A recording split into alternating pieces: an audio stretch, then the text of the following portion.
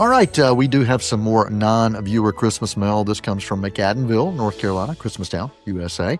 Mary Noel Belzer wants to know if there are any films that I would recommend that use our name, Noel or Noel. And she said she loves my name. I love yours too. Thank you so much.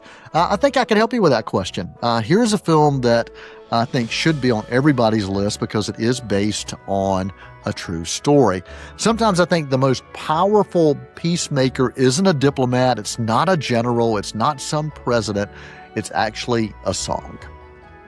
Joyeux Noël from 2005 explores how music and its simplicity and its fragility and also its human connection sparked the 1914 World War I Christmas truce that briefly stopped one of the deadliest wars in history. This was a moment when music, when hope, when sheer human longing created peace when none should have ever been possible.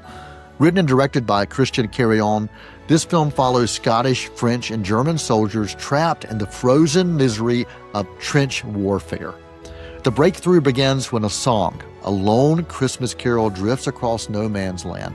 It's answered by bagpipes and handed off to a German opera singer, and that transitions into a beautiful duet. What starts as simply music easing tension ultimately becomes a fragile ceasefire. Then it becomes a celebration. Men who had been firing at each other only hours earlier were now sharing photographs, chocolate, wine, stories, and even, as history tells us, a soccer match. And then they bury their dead with dignity and a shared hymn.